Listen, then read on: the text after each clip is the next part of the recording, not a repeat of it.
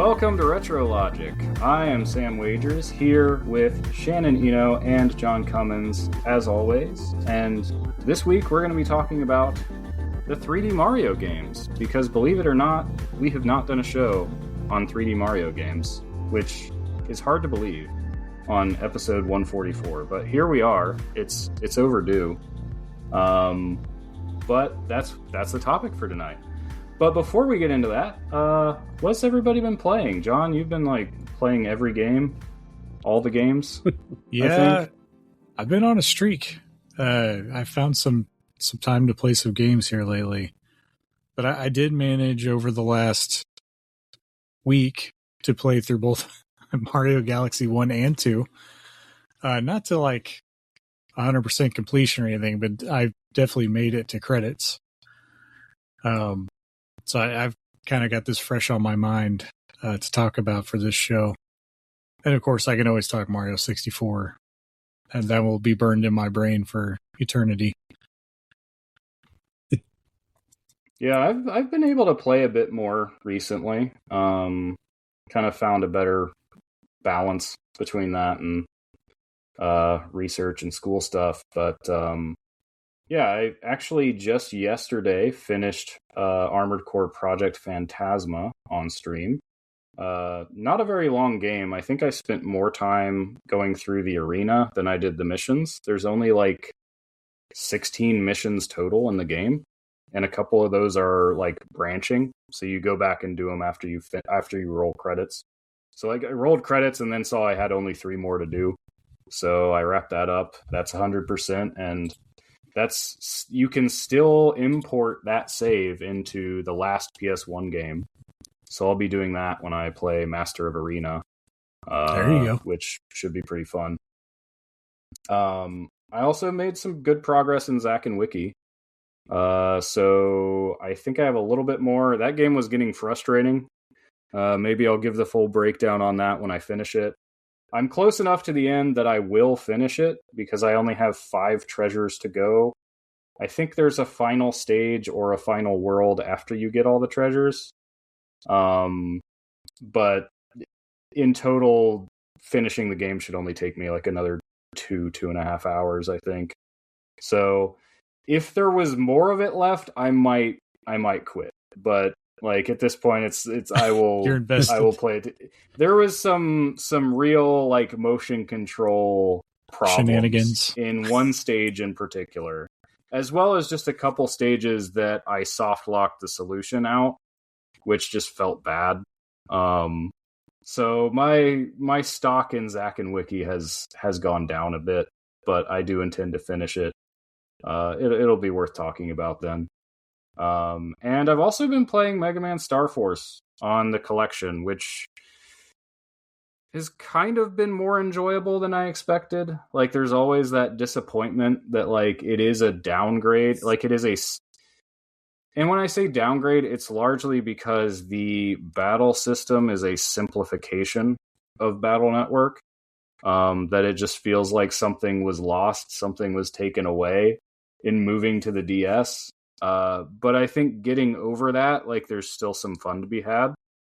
Did they change anything in those games? Add anything to them? Well, so they didn't change much in the games themselves, but one thing I've noticed is there are a lot more assist settings than there were in the Battle Network collection, as well as the online interface is kind of streamlined, which does help for finding matches. So you can actually you can enter a queue. It's not really a lobby, but you can queue up for versus matches for all 3 games simultaneously. And it'll just match you with the first one it matches you with. Or you can say, I only want to play Star Force 1, which is what I actually did today to get that. And actually the easiest way to get brothers, which is sort of like an in-game friends list thing, is you can just add somebody after playing against them. They don't even have to accept, which is a little weird, but it's not really, it's just benefit. You get benefits based on what they favorite. You can use their favorite battle cards, and you get a bonus based on which version of the game they have. And you can basically equip up to 6 of your brothers at a time. But the thing this game did that streamlines that is it saves a list of up to 100, and you can just add or subtract them from your like 6 equipped slots at any time. Whereas in the original game, I think you would have had to like re-wireless connect or internet connect to them in order to add them back, which is a pain. But also like the assist settings. So Battle Network had like the max buster, which made your buster do like times 100 damage, which was complete overkill. This one has like a very granular, like you can add a multiplier of up to like 5 times to the buster. You can change the frequency of random encounters, so you can set it off, or you can set it to max, which means basically every step will be a random encounter, which is actually good if you're hunting for like the bosses, the super like advanced bosses who show up as random encounters. You can also turn on auto succeed on running away. So like it's a very efficient way to hunt for those bosses. You just turn that up. And the way that works too is it applies anytime you're holding ZR. So you can like configure the game so that as long as I'm holding ZR, there are no random encounters and I move faster. But you can also just let go of the button and then you're playing the normal game again. So it's pretty nice. They put a bit of thought and improved all that stuff.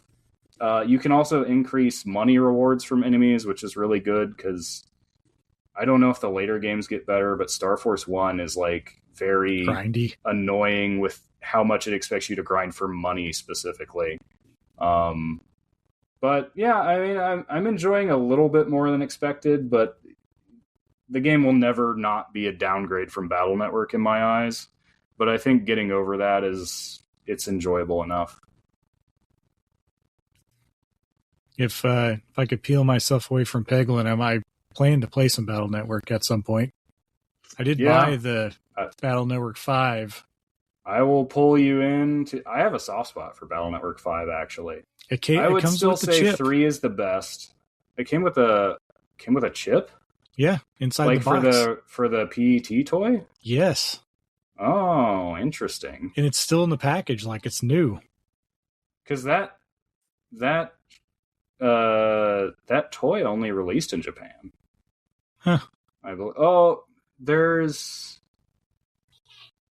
know. Maybe there's something else. I'll have to look at it. I looked into these at one point. There's something here because I have one. I have a Battle Network chip for something. Oh no, there was something that I think it did. The first version of it did release globally. It didn't do that well because it's ultimately just too specific of a thing. But I think in Japan they had like new versions of it for 5 and 6 as well. Yeah. I think it's the one for 4 that came out originally. But I don't know. Yeah. All I know is I opened the box whenever because it's complete in box, and I was checking it all out, and I noticed that the way the box is set up, the insert to hold the game is different. It kind of mounts the game vertically instead of horizontally like a normal box insert would. And there's an extra slot in there, and the slot has the battle chip in it. Oh. So I'll have to look at it further. I kind of noticed it was in there whenever I was buying it, and then I haven't opened it since, but I'll let you know. I'll be pulling for you to play some Battle Network. You'll have to let me know. I'll do some online matches with you. Like I can never find anybody online on those. Yeah, I got the collection. I need to peel it out. Shannon, what have you been playing? I finished Dragon Quest VII Reimagined and pretty much 100%ed it. There are a couple of arena battles that are still kind of impossible without there's a bit of luck to them. I got to a boss, because basically everything you're fighting is like high-end bosses, and it's just wave after wave of that. And I got to one that I would get almost down, and then he would do full heal, and he'd cheat. Yep, and then he'd just put some of my characters asleep, and then it was just. Are you max level? I'm not quite max leveled, so I could go out and find some platinum slimes to try to get up to 99. I think I'm like right around 92 for most characters. Yeah, so you're close though. I'm close. I don't know if those 7 levels are gonna. Yeah, that's the thing. I don't know if that'll make a difference or not. I've looked online, and there is some like tweaking I could do, and you're going to be min-maxing Dragon Quest here soon. Yeah, I don't know if I'm going to do that or not, because I just got too many other things I want to play too. But so I moved past that. I am probably a little over 2/3 of the way through Hyrule Warriors, the Age of Imprisonment. So I jumped back into that a little bit, just kind of doing a little bit at a time.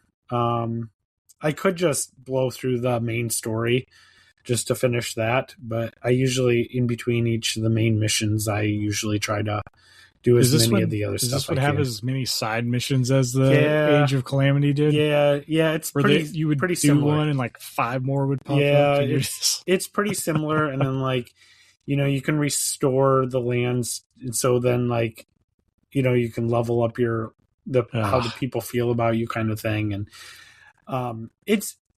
the gameplay is great, and the game runs smooth and everything else. It's just, if I'm not playing as Zelda, I really don't care about most of the other characters. And so it's just a thing. They're just not making me care about these characters. And I'll be like, hey, go on this mission. You can unlock Zora number 5, who has, no personality, but here you go. And they have completely different move sets and use a different weapon, though. So you're going to want them, right? It's a Muso game. Right? Sorry, how they and then get you. Here's all these, and then, you unlocked them. Great. Now here's all these side levels so that you can, like, unlock more of his powers. And, now you can do that with Goron number 6. Random Goron number 6. Yeah. So, I don't know. But I will finish it because it's a Zelda game. So I'll do that, and then I'm not trying not to get sucked back in, but I did start doing some more Trails in the Sky first chapter, because I really do want to get sucked into the whole Trails series, because I know it'll be something that I really enjoy. But I also didn't want to lose track of playing more Secret of Mana. I need to use a map, because otherwise I'll wander around for an hour looking for where I'm supposed to go. 30-plus-year-old game. You're ready for a walkthrough at this point. Yep. I don't even know that I need a walkthrough. I just think if I had a map, I think the map would make all the difference in the world, because there'll be signposts, and it'll be like, all right, so go here. And then, so then I was like, okay, well then, and then they're like, the first companion you come across, she'll be like, no, we can't go there. We have to go save my fiance or whatever from the goblins. And so we have to go here instead. We have to go to the forest, and because the witch is going to get her or whatever. And so then you go to the forest, and then you go through there, and then you get to a point where you cannot proceed because you need an axe to cut down some trees that are blocking your path. So then you have to go where you wanted to go to begin with.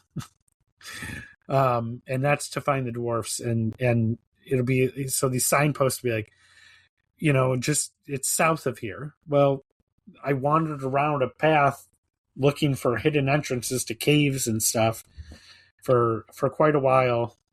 Ended up putting it down and tried again a day or two later, and then I discovered there was a small little spot where you can go into the water, the river, lake, and there was a cave behind a waterfall. So, of course. But I'm enjoying the game. I'm getting very used to the combat. I mean, if you played a Mana game, the combat's not that different. And so I'm getting used to that. And I leveled up my characters quite a bit wandering around. So I'll put in some more time into that. I don't want to lose track of it. Because it is a game I really do want to see through to completion. And it's not a terribly long game. And it'll really help if I just had a map so I didn't have to wander around looking for things. And then other than that, we played some Dokapon Kingdom. And yeah, and John I finally got knocked out of first place. I did. Yes, yeah. Kind of upset the whole game. I became a Darkling and got a bunch of Darkling points. I think your Darkling run was the most dark. Yeah. Placed a bunch of Darkling spots all over the board, and somehow Tim managed to just get lucky enough that he never had to fight me, but both of you did, and now, John, I took away your best armor pieces, so I made you human again in the game. Yeah, so. That's all right. I just need another shield. I just don't have anything right now. That's right. But yeah, so just playing through that. I'm still in last place, but I kind of evened it up. We're a lot more even now than we were. It's very much still anybody's game. Yep. But yeah, so that's what I've been doing, keeping busy. Yeah, and if you need a time to start on an Amazing Mirror, I saw it's the NSO mission this week. So, maybe we'll take a break and we'll play that. How long? I wonder how long that game is. I think it's another game if we had a map, because I'm sure you can find one. When we played it with Tim and Chris that night, like that, we were just randomly popping into portals and stuff, and we're like, and then we'd be like, where are you? I think it actually would be a decent game to be playing with the voice chat and being able to share where you are in the videos. I think that would actually be helpful. Because y'all can just give it a shot. Yeah, because you're not together. Everybody can just go to any part, and but then you'd be like, I could really use some help over here, and then it's like trying to get everybody else to where you are. But yeah, sounds like a good time. But remember that RetroLogic is not just a podcast; it is a whole community of retro gamers. We have an active, friendly, and free Discord with giveaways and contests, and a whole family of retro podcasts, including RetroGroove, On Topic Retro, which will have an episode upcoming on Skyward Sword, if I'm not mistaken. That's where we're at. Yes. And Skyward Sword. Yep, Skyward Sword. I want to be there for that one. Excellent. As well as FilmLogic, which just did an episode on RatPocalypse. So you can find all that on the website, all the backlog of episodes, and more. And with all that said, let's get right into our weekly games, starting with, of course, everybody's favorite, The Price is Retro.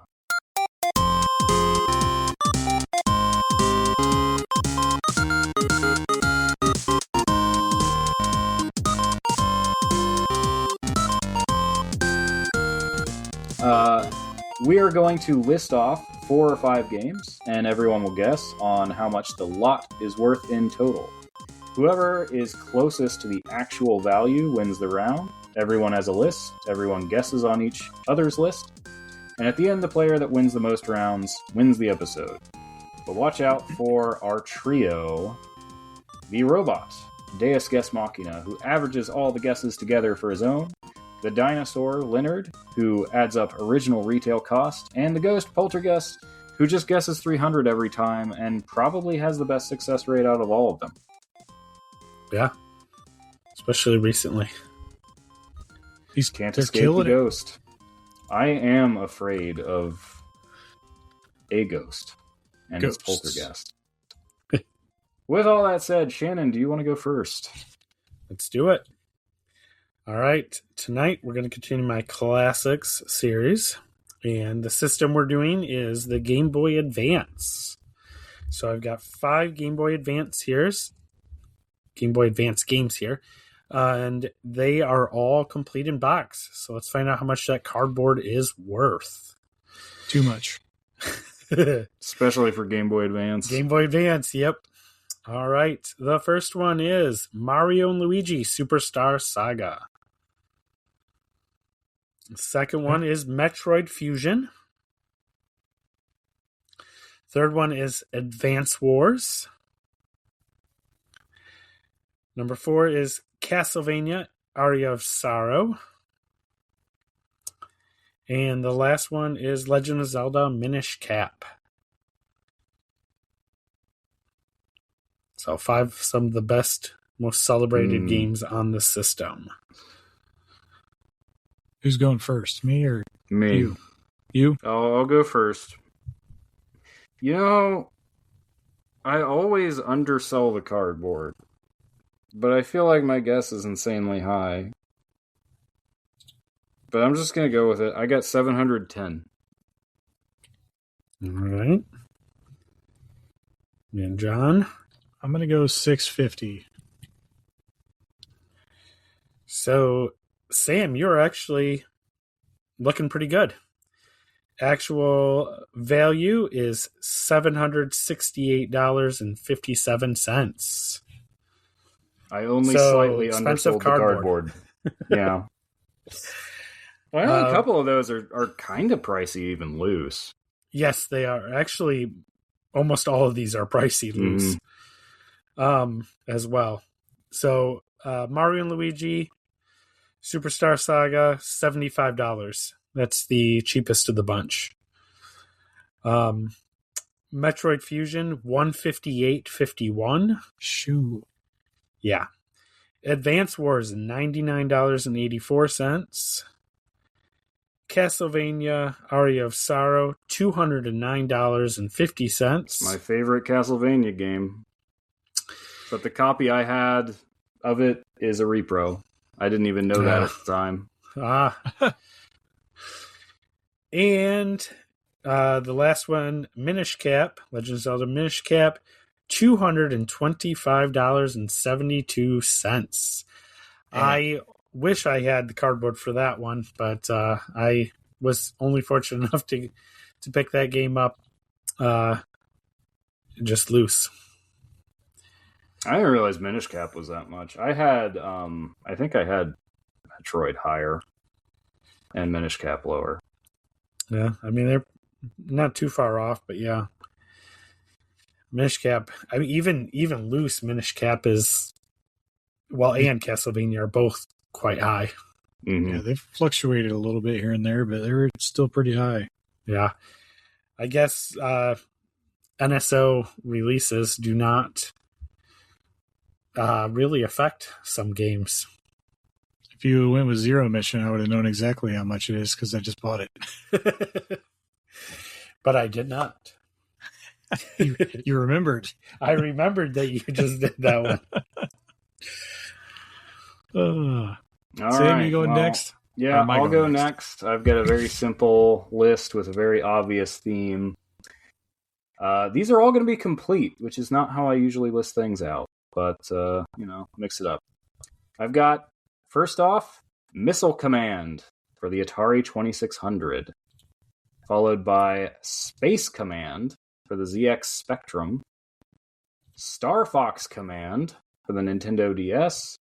And R-Type Command for the PSP. Which I just learned is getting a re-release. Yeah. Along with R-Type Command 2. Yeah. On the Switch, which is, I'm interested in that. I just find it funny that these not only all have command in the title, but are all space themed. Something about space makes you use the word command. I guess I'm going first. I think I'm going to go $100. So I have $110. 100, 110. The total is $60.58. So complete. This is not expensive cardboard, or I guess it's plastic for most of these. Missile Command for the Atari 2600, $11.99. Space Command for the ZX Spectrum, $6.26. Star Fox Command for the DS, $24.86, the most expensive of the lot. And R-Type Command for the PSP, $17.47. I thought both those last two games would be just a little bit more than that, but guess not. I was kind of thinking that too, but I guess. Well, it's pretty rare to find any like game that's a known quantity for like sub $20 these days. Sometimes it feels like, if it's not, shovelware licensed game. Well, and to be honest, I'm not an expert on PSP, especially complete. Yeah, there aren't a lot of super expensive PSP games, I don't think. Yeah. Definitely not R-Type. If they are expensive, they're going to be like RPG Atlas games. Persona. Yeah. There Persona's are a lot like of like $200 RPG on remakes on the PSP. Yeah. Most of like what PS1 I see PSP come games in, remade. that I see come into our local is loose. So yeah, or sports. Everybody has complete when it comes to like MLB The Show. Everyone kept their 2000. box. Yep. That's because it was all adults that bought those games when they came out. Yeah, that probably has a lot to do with it. All right, you guys ready for my list? And then we've got a guest list. Yeah. Yep. Awesome. Okay. All right, so my list of games are games that are all inspired by 3D Mario in some way or another. Either directly, like right after 3D Mario came out, or more recent ones that are still being inspired by 3D Mario. The first game I have on my list is A Hat in Time on the Nintendo Switch, complete in box. The second game is Astrobot on the PlayStation 5, complete in box. The third game is New Super Lucky's Tale for the Nintendo Switch, complete in box. And the last one is Banjo-Kazooie for the N64, complete in box. All right. I know it is my turn. I'm going to go with... let's go 185. Oh, man. I had 180.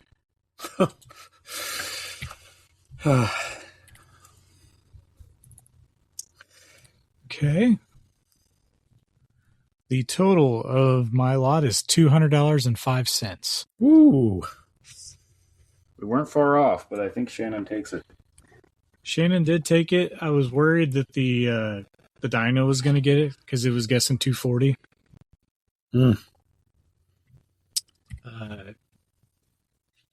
But no, that goes to Shannon, and we have one more list left, so we'll keep that. Yep. We all have a win. We all have a win. That's true. One each. And we've all won. This is like the Fire Emblem Triangle. We're all weak against each other's list. So my list, the breakdown is A Hat in Time for the Nintendo Switch, complete in box, $26. Astrobot for the PlayStation 5, complete in box, $35.81. New Super Lucky's Tale for the Nintendo Switch, complete in box, is $17.68. And Banjo-Kazooie for the N64, complete in box, $120.56. Lowballed that Banjo cardboard. That's right. Yep. Let me pull up Flighty's list. Okay. So his list is just 3D Mario. Okay. So here we go. And I'm going to be putting these in on the dyno as we go. Let me clean that up really quick, actually. I don't want to hold this up, but it's going to take a minute as we go through. So, okay. The first game is New Super Mario Bros. 2 for the 3DS, complete in box.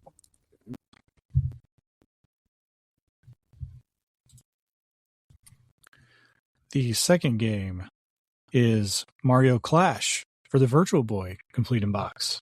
Oh, complete 2.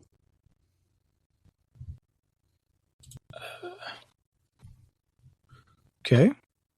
The third game, Super Paper Mario for the Wii, complete in box.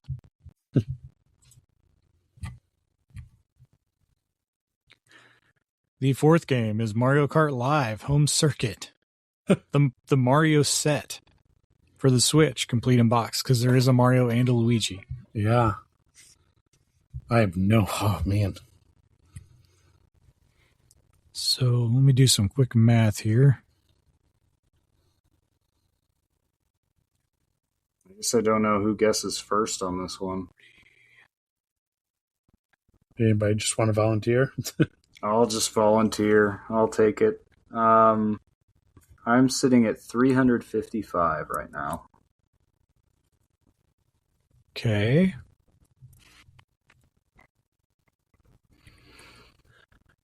I'm going to go 310. Okay, well. So I just added up to 300, which is also the price of, or the same as the Ghost. Do you want to go one under or one over? Let's You can go a cent over if you want. Right? Yeah. I'll go. Actually, I'll go just under. I'll do 299. Okay. I doubt it, but I think I went the wrong direction. But all right, let's see. The total is 265.46. Ooh, I might have went the right direction. Yep. Let me check with but the Dino could be closer though. Okay, hold on. I'm going to... This is going to sound weird. I'm going to adjust the Dino's price by $40 because Mario Kart Home Circuit was $100 MSRP. And I know that it was. Right. So I am going to make that change. That makes sense. That puts him at $45.36 away from the total, which I think you still win, Shannon. Okay. Because you were $33.64. So Shannon is our winner. But I just wanted to make that side note that the Dino was actually closer than what Congratulations. And no rounds went to the Rampage Trio. Yeah, we cleaned it up. It's been a while since that happened. So this is a victory for humanity. Mm-hmm. We did it. What's the breakdown? Now, did he list the breakdown? Oh, yeah, the breakdown. He did. So, the breakdown is New Super Mario Bros. 2 for the 3DS complete is $18.64. Mario Clash for the Virtual Boy complete is $158.92. Super Paper Mario for the for the Wii complete is $16.51. And Mario Kart Live for the Switch is $71.39. Good. I overestimated Mario Kart Live was the big one there. It's come down. I guessed 80 on that one, so I wasn't too bad. Wasn't too far off. Which helped, obviously. Okay, well, I do have a Spot the Fake list. All right. It is Mario themed. Ooh. So these are going to be the names of levels in 3D Mario games. Very on brand for the show topic. So I don't know. We're all pretty familiar with Mario, so this might be easy. I don't know. I tried to be tricky, though. So we've got 3 rounds, 5 in each round. 4 of them will be legitimate stages from a Mario game, and 1 of them will be not a stage from a Mario, not a stage from that Mario game. I was a little bit specific there, and you'll see why. So, round 1, there is 1 fake. The rest of these are levels from Mario 64. Okay. And number 1, Hazy Maze Cave. Number 2, Snowman's Land. Number 3, Tiny Huge Island. Number 4, Dry, Dry Desert. And number 5, Tall, Tall Mountain. Tall, Tall Mountain is the fake. Yeah, that's what I was thinking as well. Tall, Tall Mountain is not the fake. Really?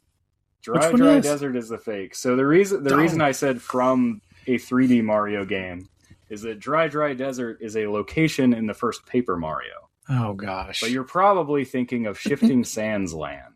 I am, which is the desert stage in Mario 64. Okay. Crap. Sam is being tricky today. Yeah, I was like, I had to be tricky. Mario games are a known quantity.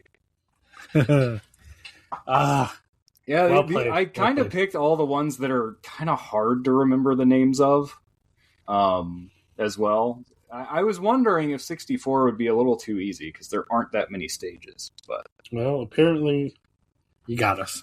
There's ways to trick people. All right, round 2. This is Galaxy 1 and 2. They're all going to end in Galaxy. Number 1, Toy Time Galaxy. Number 2, Topsy Turvy Galaxy. Number 3, Supermassive Galaxy. Number 4, Slimy Spring Galaxy. Number 5, Beat Block Galaxy. All right. John, you just played these. What was the third one you said? The third one was Supermassive Galaxy. I think that's the fake. I think that's the fake, too. There is one fake, that's... Oh, go ahead. The fake is number 2, the Topsy-Turvy Galaxy. It's fake because it's real. So this is actually a unofficial name of NGC 1313, which lies in the Virgo constellation and is just approximately 12.886 megalight years away from us. Wow.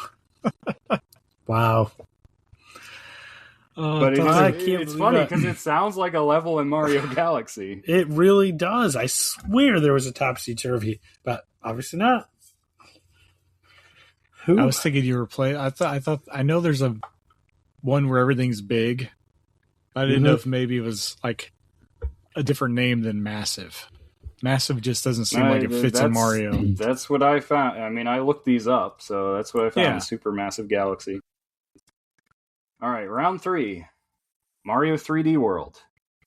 Number 1, Fuzzy Time Mine. Number 2, Peepa's Fog Bog. Number 3, Crowded Clouds. Number 4, Grumblump Inferno. Number 5, Footlight Lane. What was the... Okay, can you read them one more time? Fuzzy Time Mine, Peepa's Fog Bog, Crowded Clouds, Grumblump Inferno, and Footlight Lane. I'm going to go with Crowded Clouds. Probably wrong, but it's been so long since I played this game. I'm going to go the last one, the Footlight Lane? Yeah. So the fake is Crowded Clouds. Oh, this isn't... okay. Yes. Well, this is based on something, and it is a level I made in Mario Maker, which used the 3D World theme.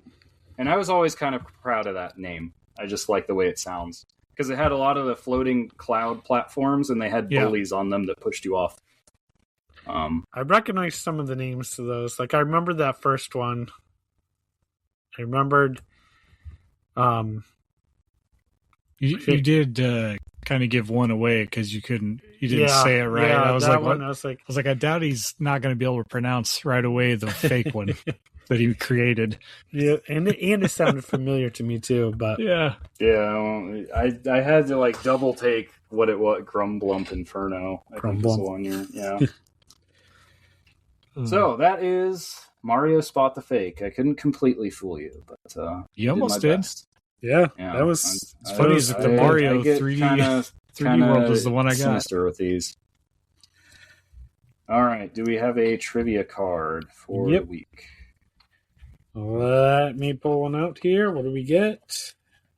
What? Oh, well. Some days you get hard ones. Some days you get just the easiest things you could possibly imagine. What is the first zone called in the 1991 game Sonic the Hedgehog? The Green Hill Zone. Yep. And what color was the original Game Boy when it was released in 1989? Gray. Yep. All right. See? Sometimes it's kind you of a get weird one to ask about the color of. Just, I don't know, because gray is not a very distinctive color. But well, it's weird to but who wouldn't know that? Right. I mean, anybody that would buy a pack of video game quiz cards in a case that looks like a Game Boy. But I feel so. Were there that many color variants of the original Game Boy? Yeah, they did the Play It Loud. You had green, black, clear, red. I just don't remember seeing as many of those as. No, there might have been a Game yellow Boy one. Advance or Game Boy Color. I don't think I knew anybody that. I thought Play It Loud was Game Boy Color. No. Oh, I don't think I knew anybody that had anything but the gray one though.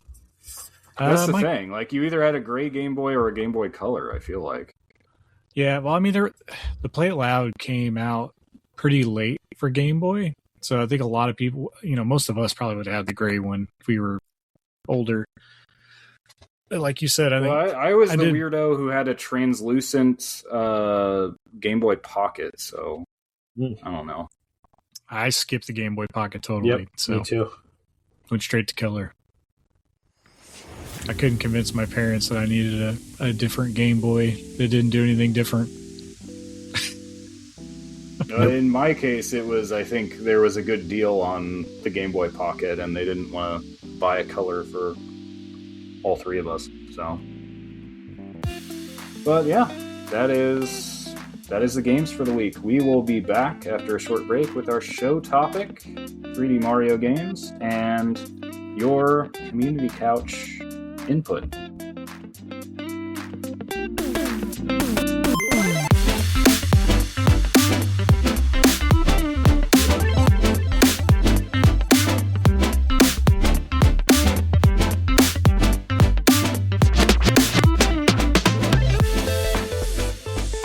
Okay, welcome back, and we are about to settle once and for all what 3D Mario game is the best.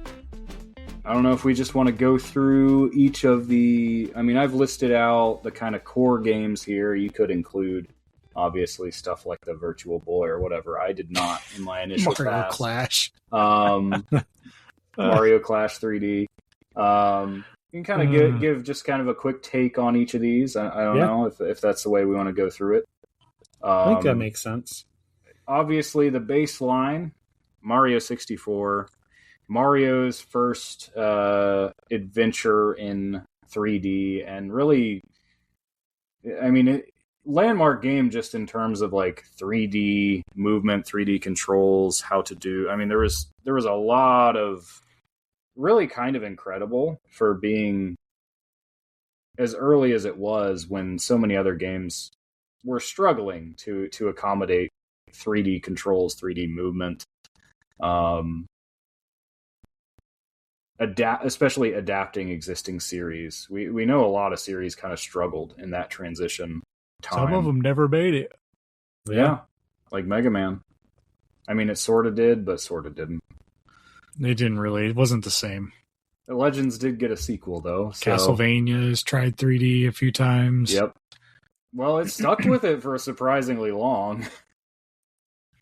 I've told this, I don't remember if I've told this on here, but I avoided playing Mario 64 for years because I still was very much happy and content with my Super Nintendo, and I did not like the idea of 3D games like this. And I fought it for a long time. I still prefer 2D Mario games to 3D. I'll just say that right off the bat here. Not to say that I do not enjoy these games, because I do, some more than others. But yeah, man, I fought the idea of 3D Mario for years. It was not until my beloved Zelda went 3D a couple years later, and I was like, and even that made me kind of upset. But then I saw it, and I was like, okay, I got to try it. It's Zelda, and that's when I bought my 64, and I did go back, and so I did not beat Super Mario 64. Actually, I have never really beat Super Mario 64. I'll just put that out there. I have played through much of the game. I probably made the biggest run for like a full game actually on the Wii when it came out on Virtual Console there. It wasn't the DS version? No, it was not the DS version. No. With the D-pad? Yeah, I do not have, no. I like what I now looking back, I'm like, yeah, this is pretty amazing.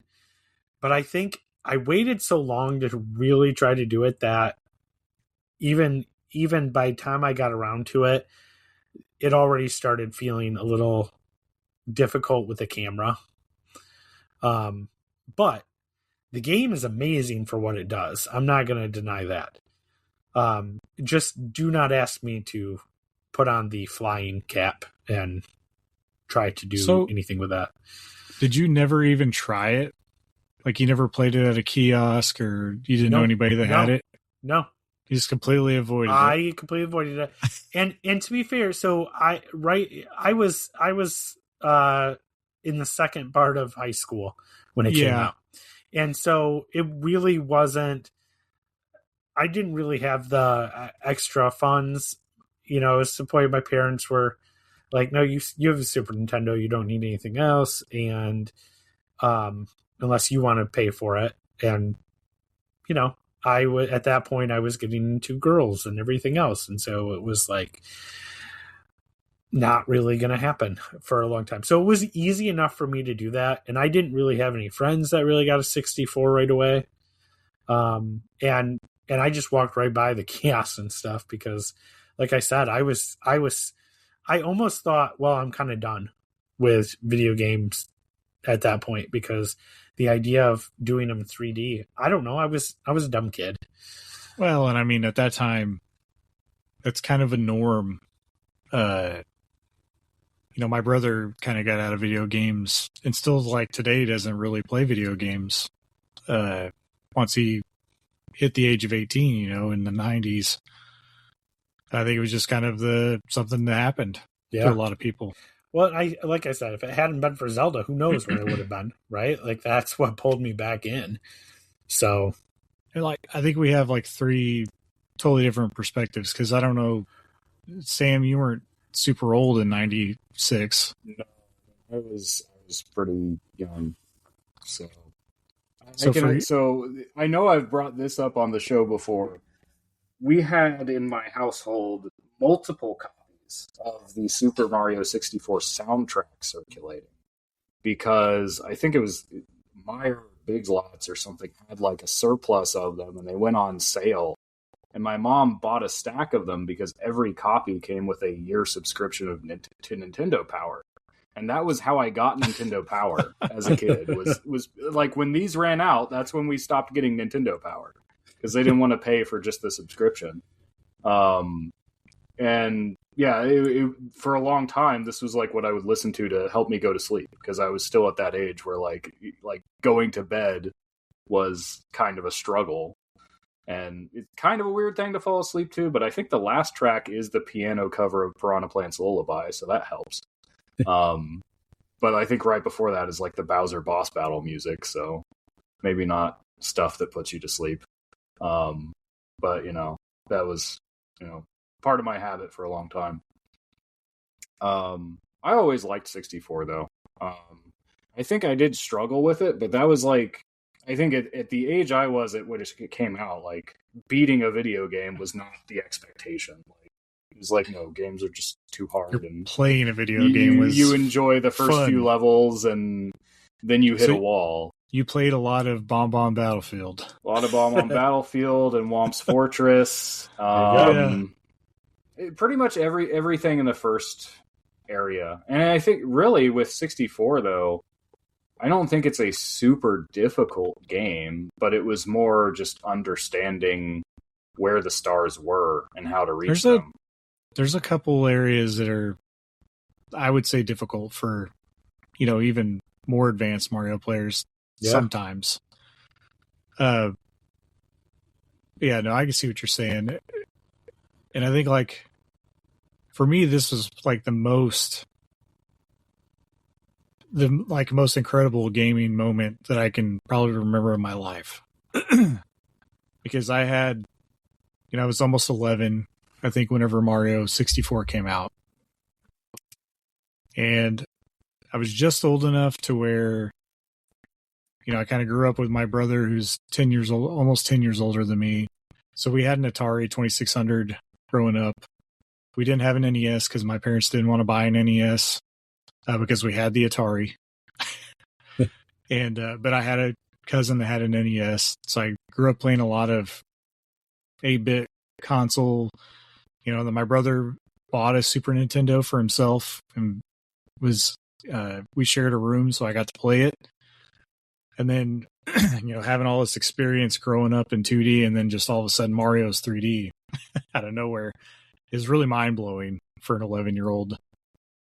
It's like, it's like I'll remember it forever, how much it changed gaming even at that point. Like, once Mario became 3D, that was like, now everything had to be 3D. Like, games were just becoming 3D. You couldn't avoid it. Like, to the point where there was 2 or 3 2D games on the N64. Yeah.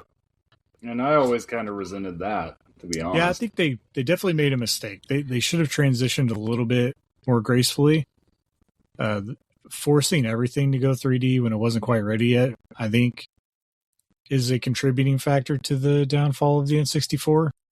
Well, and I don't think that was just Nintendo. I think other companies did the same thing. I mean, PlayStation had quite a few more 2D games. PlayStation had, because it was still very common for like a lot of the RPGs, a lot of the strategy games to use sprites in a way that, I mean, a lot of those games just weren't on the N64. No.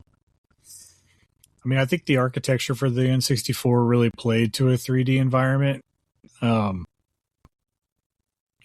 There's plenty of resources out there and stories of developers that just flat out said that the N64 was a nightmare to develop for in the first place.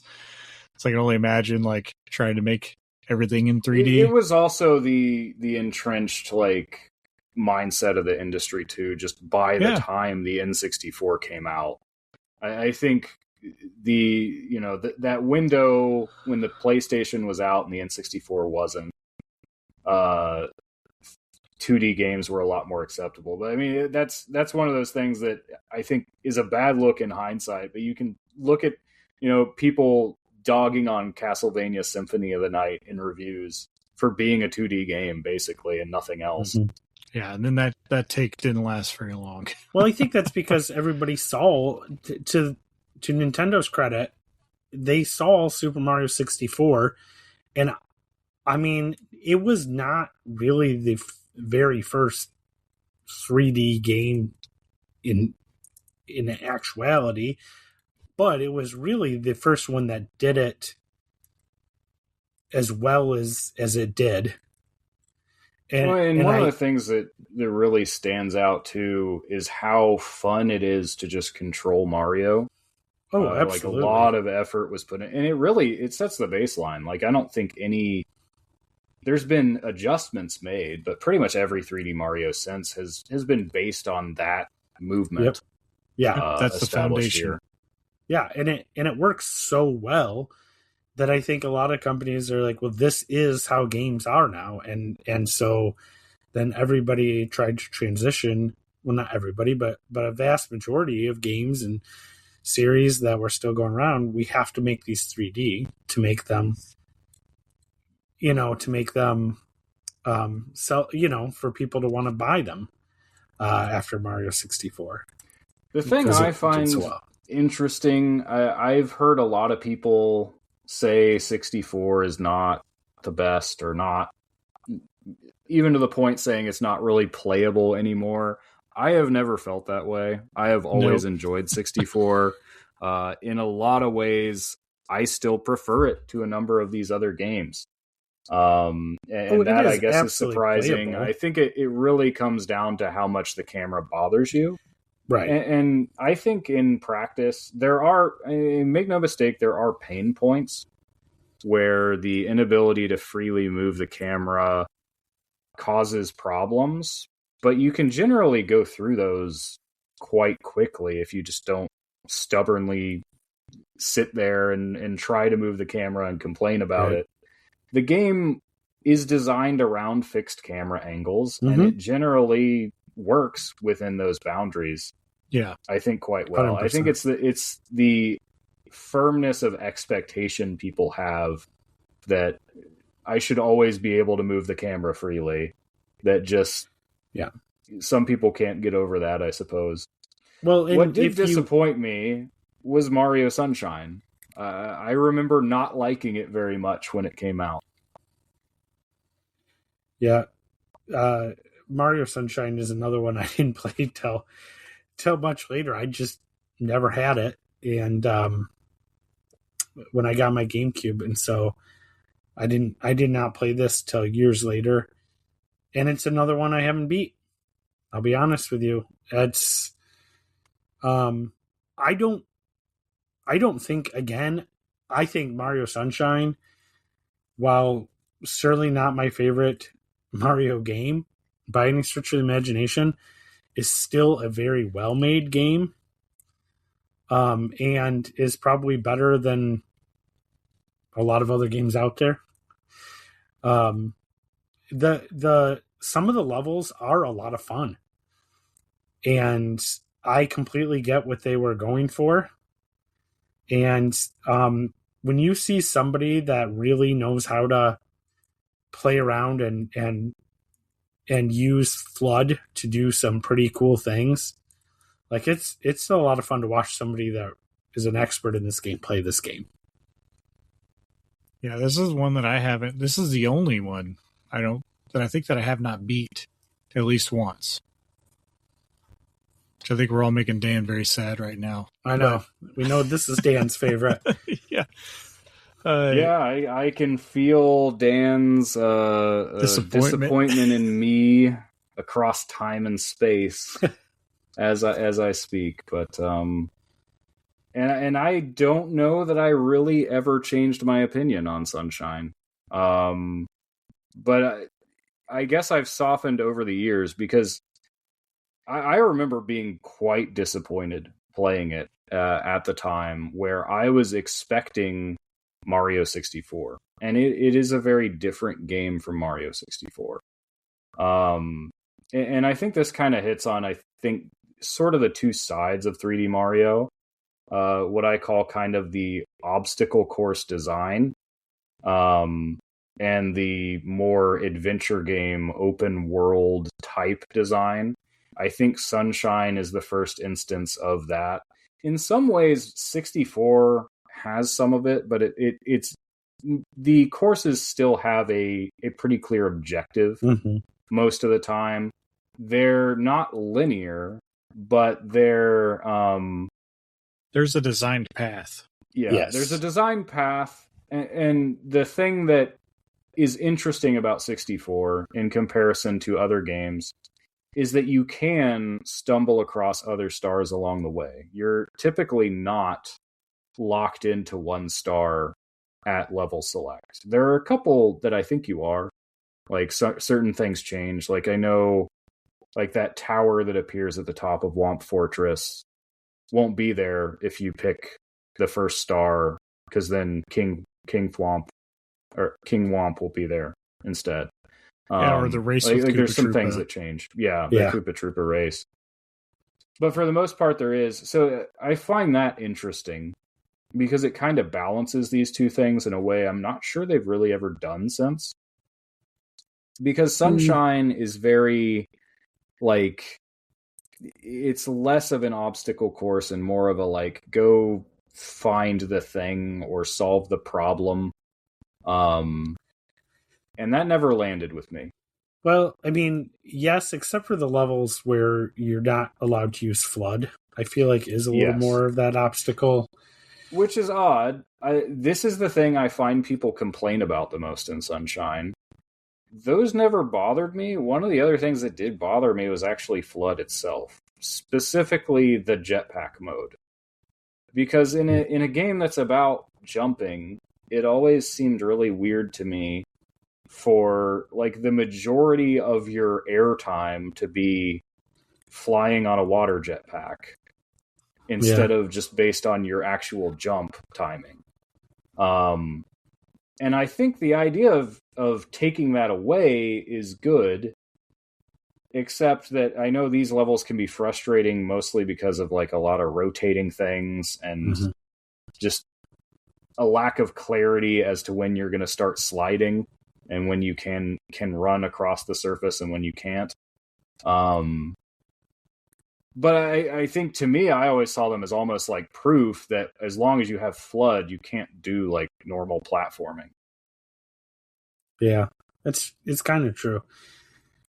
It definitely changes the dynamic of 3D platforming whenever you have basically a way to, correct whenever you don't quite make it. Well, and it does help. I mean, it helps people maybe who have a little harder time trying to figure out where they are in the 3D plane, if you can kind of self-correct with flood. So I've never read something that says, I mean, I've seen them talk a little bit about having included it, but I always kind of wondered if part of that was to try to make it a little more accessible for people who were maybe struggling a little bit more with the 3D. I don't know. I could be wrong about that. It kind of makes me want the opposite of that. Like, it'd be funny to see a group of people trying to play 3D Mario games without the shadow. Right? Oh, gosh. I would struggle with that. That should be a hard mode option. I would really struggle with that. With that depth perception there. Well, you use the shadow for so much. It's like, I need to be able to see if I'm over the right platform. Might be doable in 3D land. I don't know. I will say, Super Mario Sunshine does also introduce my least favorite Mario villain, who is Bowser Jr. I am not a Bowser Jr. fan. And I know people are probably going to be just, let me have it. You can come to Discord indifferent and let me have Bowser it out. Jr. He's kind of weak character-wise, but I will say the whole Mama Peach thing was weird when I wasn't thinking about the implications. Wait, maybe that's part of my distaste for the character is the whole Mama Peach thing, which just weirded me out. I mean, I don't know. Give me Kooplings, give me Broodals, for goodness sakes. I am just not a Bowser Jr. fan. I like the Broodals. So they're fine. Yeah.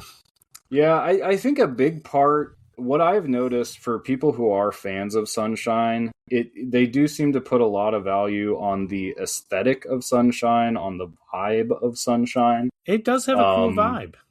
And yeah, I think it very is. Summery. That doesn't matter to me. And it's one of those things where it's, okay, that it might be fun to think about Sunshine or to look at Sunshine, but is it fun to play? That's what matters at the end of the day. It's kind of like Mario and where you get to just clean everything. You just gotta, what's the Power Washer game? Yeah, it's like Mario Power Washer. That's all. That flood is a power washer. Yep. There you go. Basically. Yeah, so the next release I have written out is Mario 64 DS. I don't know if anybody's played this. I haven't. I haven't even played it. It's there for completion's sake. I don't know that there's a whole lot to say. This is one of those early DS games. I know people though who love this game strictly for the mini games more than the actual. I can see that 64 replay, and like apparently there's like a whole Luigi is like a casino dealer game or something that I've seen. Yeah, I haven't heard great things about it as a port, just because of the controls don't exactly adapt perfectly to the DS. But there is the different playable characters, which is interesting. It's something I was always a little curious about. Yeah. And then we get to Galaxy on the Wii, which is, I think, a lot of people's favorite. Galaxy and Galaxy 2. So, John, you've replayed these very recently. I think the rest of us remember them fondly, but vaguely. Yeah. Yeah. You know, it seems like the consensus is that Galaxy 2 is better than Galaxy, but after replaying them, I think I have the reverse opinion. I think I appreciate the first game a little bit more than the second game. I don't know. It just has the magic to it, and I feel like the second game kind of loses some of that. I always felt like, I mean, when I look back at it, I've always been like, yeah, I like Galaxy 2 better than Galaxy. I like the way you traverse to the, you know, the way the game kind of maps out the levels and accessing the levels better. But I also, and I know I don't want to. Sam actually said something. We were talking about this when we were playing Dokapon Kingdom, I think it was, and about maybe we kind of, if you haven't played them in a while, you kind of take the best parts of both games and it just maybe kind of mashes them together. And I think that when I think back and be like, yeah, Galaxy 2, I might be also taking some of Galaxy. The lack of Rosalina in Galaxy 2 is kind of strange. I would give you that. That's the thing people always bring up is the lack of Rosalina, the Comet Observatory in general. Again, I think it's one of those things that's more the aesthetic of it. Because I don't like the Comet Observatory. I don't think anybody actually likes the Comet Observatory as a like hub for connecting the worlds. But it looks cool and it has a cool song that plays. And I didn't have any issues really with it. You know, maybe if I had played long enough to where I was getting like all 240 stars, it might get old. But playing through just the main game, like I think I went to 70 stars. I think you only have to have 60.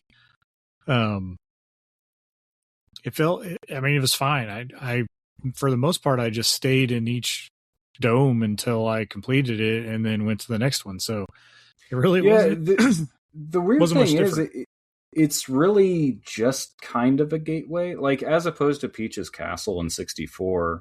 Where there's a lot of stars hidden within Peach's Castle, and there's a lot to actually explore there. The Comet Observatory is just really just a bunch of platforms where you enter the different worlds. Yeah, and I mean, and you can talk to Captain Toad. That's one area where 2 is probably a little bit better, just because you have access to everything at once. You don't have to go to the different areas.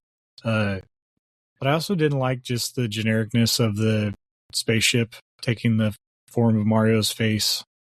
It was such an odd thing. It doesn't really make any kind of sense.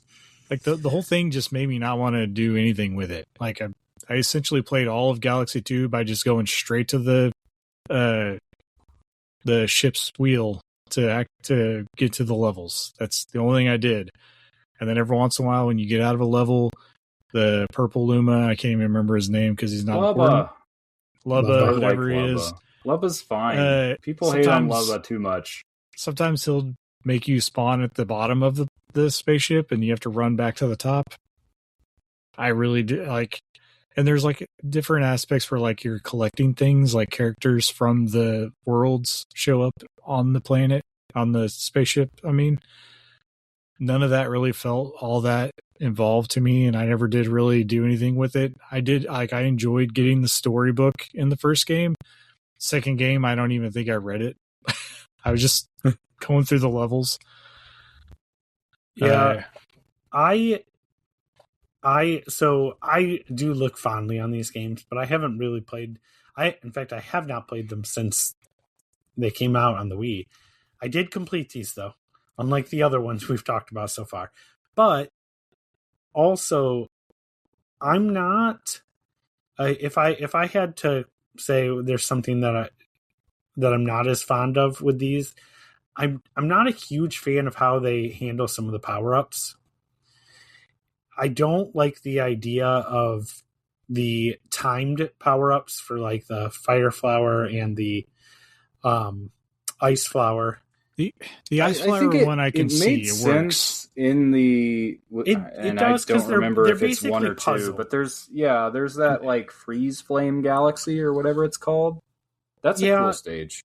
Yeah, oh absolutely. They're used fine. It's just, and maybe it's a thing because really it's the first time, because Mario 64 had minimal power-ups, right? They were all timed as well. Even but they were timed Galaxy as well. Didn't and I have just that many. And I feel like there just wasn't Galaxy as had many. maybe like 5 or 6 apiece. Yeah. And Mostly the B. And I love power-ups in Mario games. It's one of the things that I think the power-ups crucial. are non-essential to the game. You can't take them level to level. Well, they don't. They're all very dependent on the level you're in. And see, now on the subject of power-ups, though, I always loved Cloud Mario. That is probably my favorite Mario power-up. I like Drill Mario. So, and like you were saying with the B Mario, he's really only used for like 2 places. Yeah. In both games, he's really not that. You don't really use him that much. I mean, how cool would it be though if you could like go to that level, get that power up, and be like, yeah, I'm going to take this power up, this B power up, and bring it into this other level, and wow, now I can fly and find some hidden whatever, like to be able to explore a little bit. I know that would break the game as they made the game, but if I could do something like that, I think it would actually increase my enjoyment of the games. And again, these games, as they're made, they weren't made that way, and so as they're made, they're awesome. Like I'm not denying that. It's just I also like that when we were playing Dokapon, you brought up the Spring Mario, and I guess I totally didn't even go to the Galaxy in the first game that had the Spring. Right, you were like, I don't think it's in the first one. I'm like, I thought it was. It must be in a later Galaxy because I didn't do any of the later stuff. I had enough stars after playing the first 5 areas that I didn't have to do any of the later stuff. But in the second game, right after we talked about it, the next day, I was playing a Galaxy in 2 that had the Spring power up, and I remembered how much I hate that power up. It's so it's so unwieldy and so hard to control. I made it through the first star because there was 2 stars in the Galaxy that had the Spring power up. I barely made it through the first one, and then the second one was even more precise timing of coiling the Spring to do the super jump. And I tried like one time, and I said, "Nope, going to the next place." Gave up. Oh yeah, not a fun power up. In any way. I don't care for that power up or that badge. I think it's a badge, right? In Mario Wonder. See, in Wonder, it's not as bad because it's in a 2D space. Yeah, but it still drives me crazy. Being 3D and having the Rock Mario is almost as bad, but not as annoying. I was more willing to try the stages that had the Rock Mario a lot more times than the Spring Mario. Oh, for sure. So something I was struggling to remember, because I think a thing that stands out about the Galaxy games is the gravity on the planetoids and the ability to kind of go into a pseudo orbit at times. I don't know that that's actually possible in many places. And it's something you do like in the first stage every time, like you have fun doing. But the first game, it happens often. The second game, it, like hardly ever. So there's one thing about both of those games. There's something in the logic of having that center of gravity changing so often. Every once in a while, your Mario will just like get stuck running in a circle when you're trying to go somewhere. Mm-hmm. And I don't know what causes it. It happened in both games to me several times. I would try to go run somewhere, and Mario would just start doing a circle. Like I'd be hitting straight on the control stick, and he's just going in a circle like he's on a merry-go-round. And I was like, and so you have to like kind of jump to break it, and then it'll let you do what you want. But yeah, that was definitely a weird thing that I noticed in both games, and pretty annoying at times. Like it definitely killed me a few times where like I'm trying to run away from somebody and I end up just running in a circle and running right back into them. I do remember also being confused, a little bit confused sometimes when you're having to like basically leave the gravity of those planetoids and like use the Wii remote to like grab hold of like Launch other star things and just kind of pull yourself and then quick grab another thing. Similar to also how you have to use Yoshi in the second game. And I don't know, I never really got comfortable with that.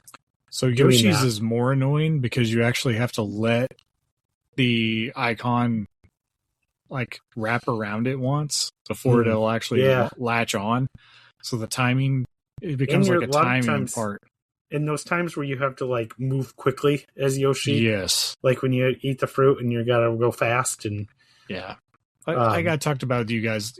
Yoshi is fine as an idea for these games, but in Galaxy 2, he actually makes things more difficult. Yeah. He's way more cumbersome to control. You lose a lot of jumping ability with Yoshi, even though he can flutter jump. He can't wall jump. He can't do the higher jump by, the squat jump. I mean, yeah, I think that Yoshi does not control well in any 3D Mario that he's in. I think that's that Yoshi an interesting question. Is much better at 2D. Is how do we think Yoshi could work in 3D better? I don't know if that he can. I don't know if there's a solution to that problem. Maybe he just needs to kind of be present and maybe not be an active role in the game. I mean, is that the reason why all the Yoshi games have stayed 2D? Maybe that could be. And I mean, if and the fact they didn't even put him in 64 except as but he's not in Odyssey giving either, you 99 lives. He's in Odyssey, and you do control him. Yeah, unorthodox because you capture him instead of ride him. Right. Oh, okay. And I don't only in the not a huge fan of that either. Like it just doesn't quite feel. It just feels off to me. I don't know if it's. I don't remember it, so I don't know if that's a good thing. Like maybe it wasn't as bad. It's better than it didn't bother me. It's better than in the Galaxy games, but Galaxy 2. But it's still not. Like I want in Galaxy 2. I want the tongue to just work. I don't want to have to like point at stuff to make it work. And I want it to work the same every time. Sometimes some enemies like Sunshine, he does weird dissolves things with in water for some reason. So I don't know what's going on there. Yeah, he can swim in Galaxies, so I think because the Yoshis in Sunshine are like made of juice. They're weird juices. Well, yeah, that's the whole. Because instead of Flood, he can squirt juice. Yeah. By eating fruit. I don't want it to sound like we're being overly negative of the Galaxy games, because I know these are like, to a lot of people, these are the pinnacle of. No, they're still in the running for my favorite. 3D, like the things that they did in these games are really cool, and it was really like a makeup for Sunshine. Like whenever they came out, they're like, we know Sunshine wasn't the greatest. Here's something that's more like Mario 64. And I do love playing with the different gravity, even in Galaxy 2, where it seems like the gravity is more done in those almost 2D sections where you're going like in plan. You know what I mean? Like it's still 3D, but it's not. Yeah. Where it's almost like the precursor to the 2D stuff on the sides of buildings or whatever in Odyssey when we talk about that. But it really, like, even when you're doing that and you're jumping to different parts of the room, and they're and part of the room is gravity is one way, and you run and you jump into another section, and all of a sudden your gravity goes a different way, and like it does some really cool things. Yeah. With gravity. No, I definitely enjoyed my time playing them. It was definitely good to go back and revisit for sure. They're just not quite as good to me as these next two games, though. Yeah. We got Super Mario 3D Land and 3D World. I've actually not played 3D Land. Okay. 3D Land is wonderful. We got to stop the show. You got to go play that like right now. Like 3D Land's like the most slept on 3D Mario game, I think. Take Zach and Wiki and throw it out the window as far as I'm concerned. You need to play 3D Land. Okay. So I'm this close. I think that I'm pretty sure I 100% completed 3D Land. I know 3D Land was kind of like, in a lot of ways, maybe since I wasn't even playing it, I don't know, but it seemed to be the turning point on the 3DS. Like the 3DS was struggling. They had the whole ambassador program and stuff. It really kind of took off after 3D Land came out, it seems to me. Well, I think that is part of it, I think. I feel like there was a miss that the 3DS didn't come out with 3D Land as a launch title. I agree. I think the whole situation would have been different. Like I think people would have been fine even paying for the 3DS if they had this game. Yeah, it's almost like maybe they either delay the 3DS until 3D Land was ready, or because it fully utilizes the 3D to like its full intent. Like this is the game that they made the 3DS for. Yeah, I've told people that like you can play most 3DS games without any interest, like, and not really miss a whole lot by turning it off.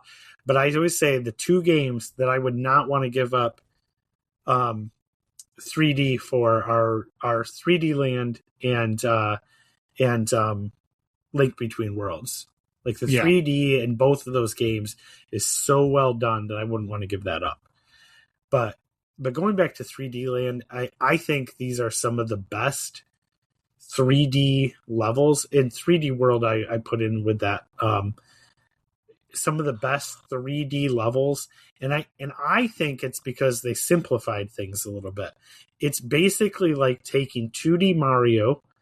Down to having the flagpole at the end of the level. You have a start to your level and an end to your level. It makes things more linear, but I think that actually helps in a lot of ways. And it has just some like isometric stuff going on as well. And maybe that's it for me. But it's easier for me to understand where I'm at in the 3D space in these games. It also back Tanuki Mario, so which is my favorite. I do find it funny that they made such a big deal about that. Like even when the game was revealed, it's like Tanuki Mario's back, the raccoon tail's back. The enemies have raccoon tails now. I don't know. It's my favorite. It's my favorite Mario power up. So I was all over. See, I like the cape from Mario World better. I mean, the cape is fine. Maybe that's a weird opinion. They haven't brought that back, but no. Well, they brought it. They brought the feather back to Mario Kart. That's because that's because the cape from Mario World doesn't functionally work very well. For people who have not seen the Mario Galaxy movie, I don't consider this a huge spoiler, but the super feather is in it. Ooh, I see. I haven't seen the movie. Yeah, I haven't either. You're the only one in this group. It's not like a huge deal or anything, but the super feather. But now I feel like I don't even need to see the movie. So thanks, Sam. Oh yeah, no, I'm just kidding. Oh, sorry. Entire movie's spoiled. Now you know. Well, that's the end of the movie. He gets the super feather and just destroys everyone.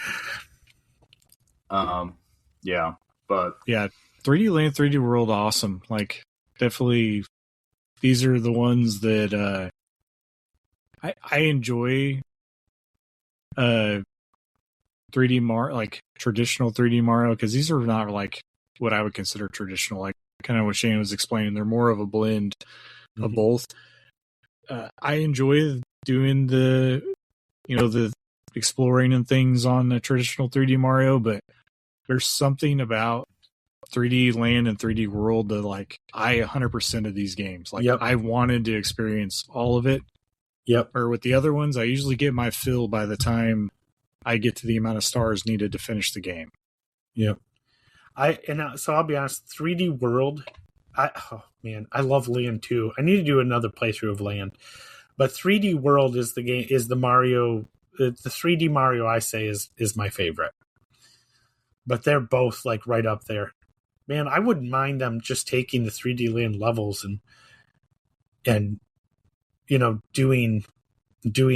bringing them to like the Switch or something, because man, the great thing about 3D World 2, and it was a very simple change, but the multiplayer, and I don't think even necessarily as an addition to like the 3D Land formula, but just comparing it to the new Super Mario Bros. Games, multiplayer works so much better.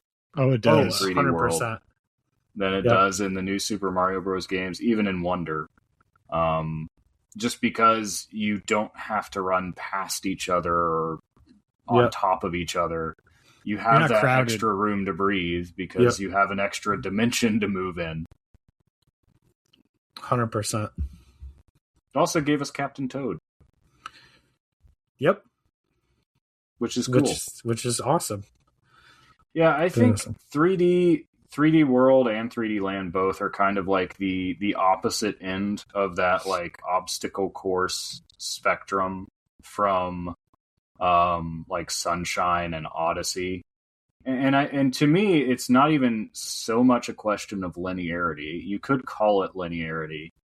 But I often like nonlinear design, but I think what it is the difference between kind of a problem-solving challenge, where it's like, you need to get to the end of this stage, figure out how to do it, versus a more not well-defined challenge, where it's like, there's a star somewhere, go find it. That's kind of a different... That is a different kind of problem to solve than something like... Sunshine is almost more like solving a riddle or a puzzle for a lot of those Shine sprites. I mean, yes, like there are like bosses to battle. There are like places you have to reach that might not be obvious. And of course, there's the no flood challenge spaces. But a lot of the time it's something more like an adventure game, where it's more like you have to go like solve a problem that exists in this world in this instance. And especially more so in Odyssey, where a lot of the time you just stumble across moons because it just hands them out to you. Where they don't feel very special. That's a common complaint. I don't know that that's really the biggest problem with it, but I don't know. Any other thoughts on 3D World before we kind of sum up Odyssey? I feel like I've gushed about it enough. We could shift to Odyssey. I think to me, the favorite is really between 3D World and Galaxy. I still think Galaxy 2 is better. Maybe I'm misremembering. But I think Galaxy 2, the common take is Galaxy 2 has maybe the more consistent level design in terms of quality. I would be interested if I played them again myself, if that holds up. But yeah, Odyssey. I'm sure it's a lot of people's favorite. It's a great game. But to me, it kind of came and went. Like, I enjoyed it. It didn't leave as much of an impression on me as most of these other games, to be honest. I mean, I can kind of see that, but I still feel like if I had to choice, and you said if I had to play a 3D Mario, but or more of the traditional 3D Mario, so not the 3D Land or 3D World, and I had to choose one of the others, I'm going to probably do Odyssey. I think that what Odyssey does really well is I think that every level or every world has a really cool different feel to it. And I think there's some really epic moments in Odyssey. I would say that Odyssey actually has my favorite Mario level of any 3D Mario, and that is the Donkey Kong in New Donk City. When you go through that and the music's playing, and like that is one of my favorite moments in any Mario game. I get caught up. Every now and then I'll pop in Odyssey and just go to that world and replay that. Like it just gives me the feels. I'm kind of in between. I feel like, I mean, obviously I'm more like Sam I played it and then kind of put it away and never really think about it all that much unless it's being talked about somewhere. It's a game that I played through in like a couple weeks and then I've never played it again. Not that it's bad. I really enjoyed it. I got my fill really quick. I think the problem is that out of all the consoles that these 3D Mario games have come out on, a lot of times 3D Mario is kind of the highlight of those consoles. For the Switch, no. There's so many other things going on with the Switch. I mean, we just had Breath of the Wild like 6 months before Mario Odyssey. And, I definitely think more about Breath of the Wild than I do Odyssey, 10-1 whenever I'm thinking about things. Not to say that it's bad. Some of my favorite music comes from Odyssey. Yeah. And like, I actually remember the tracks, I think, more than I do most 3D Mario. I mean, obviously 64. I would probably be able to point out all the songs if somebody was playing them from that game. But second is going to be Odyssey. There was just so much really good music in that game. Yeah, I think in terms of music, well, I'm sure Sunshine still has its fans, but to me, it's Galaxy and Odyssey. 3D World is in there too, but yeah, the music I think is really just consistently got better throughout the franchise history. Odyssey's also always going to have a soft spot for me because of the fact that it's, to this day, it's still like I got to watch my son play through Odyssey, and as far as I know, I'm pretty sure it's the only Mario game he's ever beaten solo by himself. And so getting to watch him, he was still fairly young at this point. 2017, he was like 8. I guess he was about 8 years old, and he found his way through. I mean, because some levels it's not that difficult to just find enough moons to move on, right? Yep. And so this is the first time he was ever able to beat one, and being able to watch him do that was such a highlight for me. And so it probably also like increases my appreciation for this game. Because I didn't help him at all. So it's funny because that's 3D World for me. Like watching my son play through 3D World on the Wii U. Like he didn't want to play any other games. They always wanted to play Mario World, 3D World. And then my daughter also played through it after we already had the Switch. Like she was still playing the Wii U, and she would play. She wanted to be Cat Peach. Nice. All the time. Yeah. Yeah, and we played as a family. We played a lot of 3D World, just because it was so easy to do that multiplayer.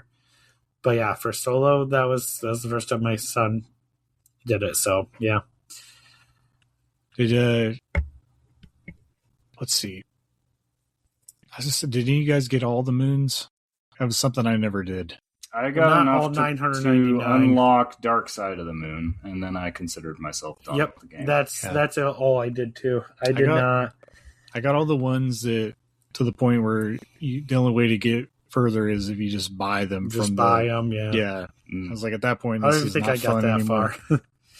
I think, like Sam, I got just enough to unlock. Unless you're really good at Luigi's Balloon World, or whatever it's called, Luigi's Balloon Trip. Yeah. Know how to glitch through the walls where people hide the tough ones.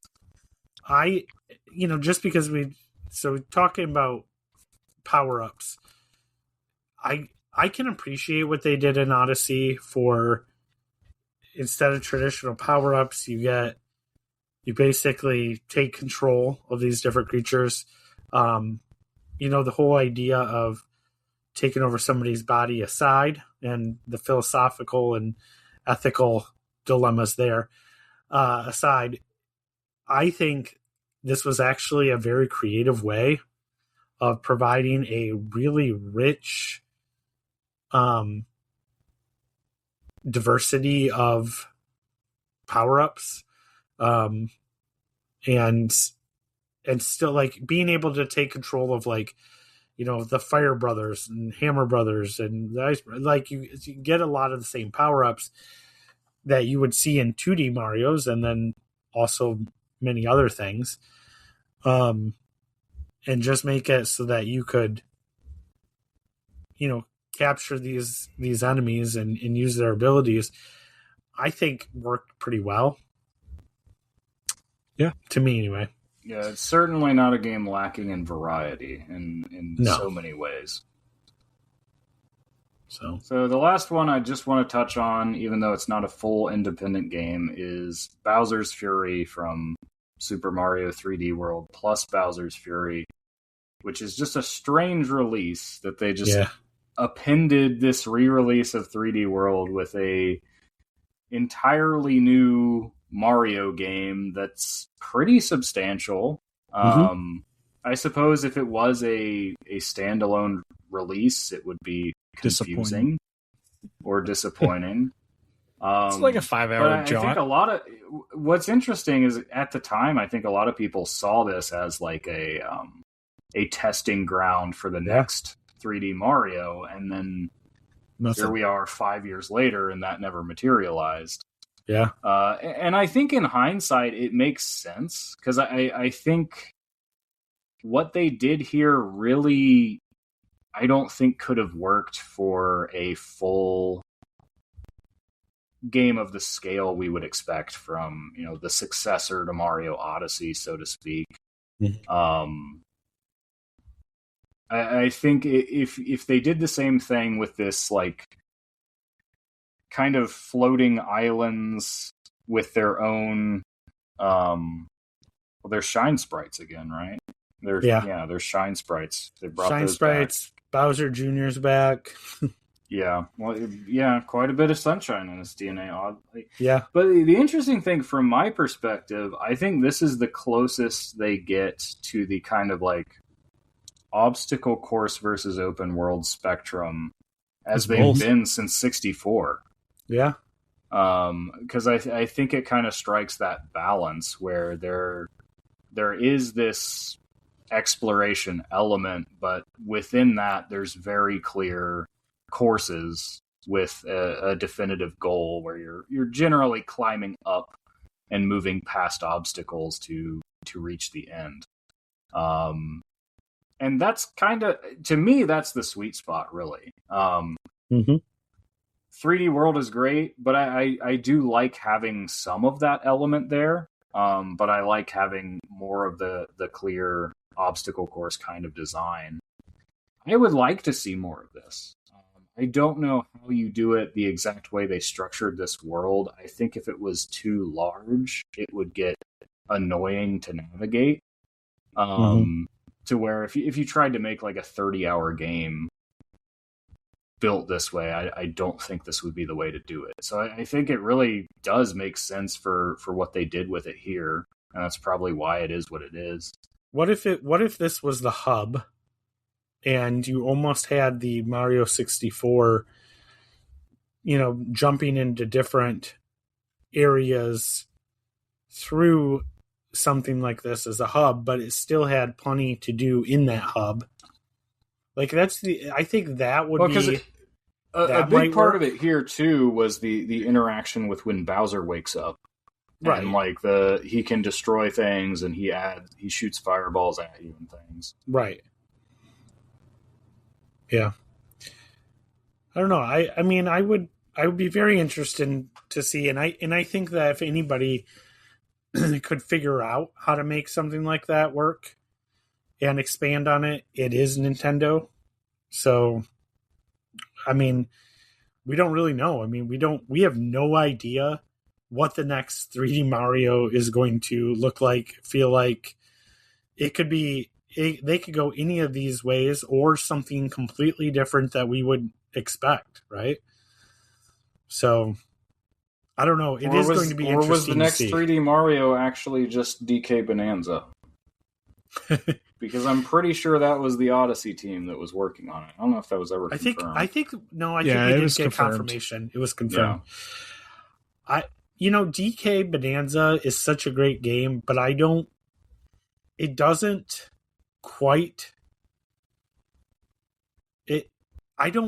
kept thinking like, wow, this is a 3D Mario game when I was playing. And I can see that there's some same DNA, right? Like you're collecting these things through these things, but it's just, it also feels just a little bit different to me because the idea of destroying the stage is so important to DK Bonanza that I don't think would necessarily work in a 3D Mario. I don't know. It just feels different to me. It is different. I think it's different in a good way. Because I noted the Odyssey connections in the lead up to the game, and I, being somebody who wasn't as obsessed with Odyssey, I was like, I don't know if this is going to be, the best thing ever. I wound up liking it more than I expected to. And kind of doubling that, I got a lot of mileage out of the Emerald Rush DLC. That really cemented the game to me, because I think having the time limit, having that extra layer of challenge actually made the game a lot more interesting. So I love DK Bonanza, and in part, to me, I would love for Mario to maybe focus on 3D world type games, because I see Bonanza as more the Sunshine Odyssey type of game. I would love to see Mario focus on 3D world or even Galaxy type game design, and let Donkey Kong have this, because I think Donkey Kong's doing it better. It's an interesting thought. I can kind of see that. I mean, I would never hate more 3D world type games, of course, but because there is the question. I know Miyamoto had actually originally criticized Donkey Kong Country for being too similar to Mario. And I think a lot of people would just say he's wrong to do that. There's room for multiple 2D platformers, and I'd ultimately be one of those people. But I guess there is the question, especially with Nintendo themselves handling Donkey Kong directly, do they feel a need to differentiate it from the Mario franchise? Or because Pauline is in it, is it just part of the Mario franchise now? That's a whole can of Mario was always part of the Donkey Kong franchise. Right. So, I don't think we could possibly tackle that idea. and the Donkey Kong timeline as well. That's right. That's an interesting take, though. I can kind of see what you're saying. I know, John. What do you feel? Because I know you're not quite as in love with DK Bonanza as most of the rest of us were. Do you ever finish it? Nope. Still have not finished. How many games have you finished since? 12. I don't know. I keep going back and I play chunks of it and I find enjoyment. It just never really hits me in the spots where I really want to just keep playing it. It's oddly enough, it's been one of those games where it's easy enough to go back and just pick it up and play it. Like, I remember just enough to where, like, I can go back and play it in between some things, but it's not the type of game where I just have to sit and play it to completion. I think I have a better respect for it than I did when it first launched. It just, like, bounced off of me really hard at launch. But it's not a bad game. It's just not it's not for me 100%. And if Mario ends up going more this direction, I might struggle a little bit more to play it. It's so weird too, because I really like exploration and I like collecting things. There's just something, it has like a blandness to it. Like, I'm not connecting with the characters as much, I guess. I miss the old Donkey Kong world. Yeah. Yeah, I'd say that's fair. I don't know that I'm nuts about, like, the fractones or whatever. Yeah. We'll see. Like Donkey we'll Kong's see what always the kind of future struggled holds. with that. I was gonna say this is 3D Mario the discussion. We discussed Donkey Kong. Donkey Kong already, and but, all is.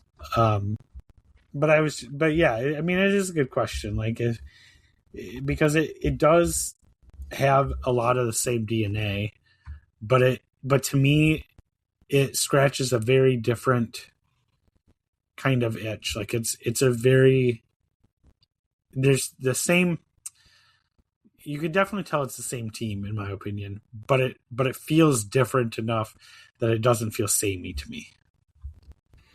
Well, I think ultimately the next Mario game will be something completely different. Some people say Odyssey 2. There's weirdly persistent rumors of Galaxy 3. I think Galaxy 2 is the weird exception to the rule. Typically, they just reinvent Mario every time. They do a different idea, which I think is what's going to happen. I think it's good, yeah. I think Galaxy 2 only happened because all the assets were there, and I think the Wii was kind of outliving a normal console generation. Yeah. Yep. Well, so we do have quite a bit of community couch. Yeah, we should probably. So let's get through. Let's see what other people think. So I have enough of my crazy ideas and opinions. First one is from none other than Dan RetroLogic himself. Says the best is probably Mario Galaxy. There we go. Close the book. Best is Mario Galaxy. It's decided. However, he says, my favorite is Sunshine. Mario Sunshine pushed the themed worlds motif in a wholly new direction that hasn't been replicated since. All locations take place on one island. They never lose that aesthetic. But each world also has its own striking identity. Next he says, what are we going to do to Mario so it feels different from 64? Give him a water gun, jetpack, rocket speedboat. And the Splatoon-like muck cleaning is one of the most satisfying things in gaming to date, which was well before Splatoon. The major complaint I hear about the game is a few difficulty spikes which inform the unfinished nature of the shipped product, and I don't disagree, but I believe this game is worth more than the sum of its parts. Isle Delfino is a place I want to live in. The secrets hiding in Delfino Plaza alone make this game worth playing. Yeah. That's pretty much what we were talking about. Yep. So does somebody else want to see what your wallet's defense attorney has to say, also known as Flightsy? I can do that. Of all our wallets. I can handle that. So he says, gotta go with Galaxy. My first 3D Mario was Super Mario Galaxy 2. For a long time, the original Super Mario Galaxy was a game I had only gotten to play once through the library, which definitely added to the mystique of the game. The quiet moments in that game really make its vibe, and there's something I think the Galaxy movie could have used. Also, the gravity stuff is probably my favorite mechanic in any Mario game. Got to give some flowers to Sunshine, though. Not my favorite game to actually play, but I love a lot of what it was going for. I love the interconnected world and the fact they decided to zoom in really close to one theme. Really think it'd be cool to see another Mario game do something like that, maybe with a city or something like that. Also, you won't hear many people give the blue coins a lot of love because they were implemented in such a completionist, unfriendly way. And as a completionist, they do that does suck, but I can't deny that they really give you a nice reason to explore the island. Also, I really like that each of the levels tries to tell a storyline with its missions. Almost feels like a precursor to what Odyssey would end up doing. Yeah, I agree. Agreed. I see that. Next one is from Tim, Neoprime33. It says, the best I've been told is Galaxy, but I haven't played those. So the best for me is 3D Land. It's literally in 3D. I can't articulate why it is the best for me, as well as you do with your bests, but the 3D Mario game that made me smile and probably the most I've ever wanted to squeeze out of a Mario game than any I've ever played before.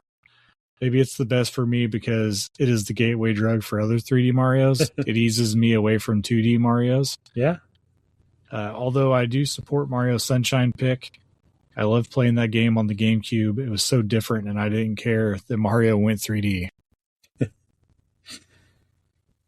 All right. Last one from Hoots says, best, Super Mario Odyssey. That game is pure joy distilled into a video game, and honestly, the other games are great, but it's not even close. Please note, I'm answering before I've had a chance to play Odyssey 2, Donkey Kong Bonanza. I guess he's calling Donkey Kong Bonanza Odyssey 2. As for the next entry, just give us more joy. That's it. Don't know what that means gameplay-wise. I'll let the developers figure it out. Also, Super Mario Sunshine is underrated and better than Super Mario Galaxy in 64. That is all. I obviously disagree, but we've got a lot of love for Sunshine. Everybody picked a different favorite out of everyone here. There's a lot of acknowledgement to Galaxy, even among people who don't necessarily agree with that opinion. Same with Sunshine. So. Yeah. Nobody's favorite is 64, huh? I sometimes feel I need to defend 64 because I think it gets a lot of unfair criticism, but I wouldn't say it's my favorite at the end of the day. No.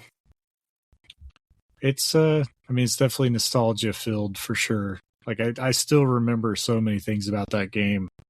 I fire it up and it always amazes me. It's like, oh yeah, there's something over here. I remember. I can't do that with very many games anymore. Yeah. Just think about Peach's Castle. I mean, this is the game that cemented that design for all eternity, and now it's part of Nintendo World at Universal. That alone is iconic. It's kind of interesting. The other stuff that didn't come back, like the cat power-ups. But at the end of the day, really groundbreaking. The cat power-ups, we did see them in the latest. If you count Bowser's Fury, your Cat Mario's in there. Yeah. So. And Metal Mario showed up. Yep. In different ways, I guess. Yeah. That's probably not my hottest take. I don't know. Add Lubba to Mario Kart. That's my hottest take. I would play as Lubba just to annoy people. Lubba. All right. On that note, right? Yep. Thank you for listening to the RetroLogic podcast. We are proudly part of the Nintendo Dads family of podcasts. If you like what you hear, you can check us out on Blue Sky at retrologicgames.bsky.social, and you're also always welcome to jump into our friendly and non-toxic Discord community. Links to that at the Blue Sky bio or our website, retrologic.games. Thank you for listening. Have a wonderful rest of your life. This sounds so ominous.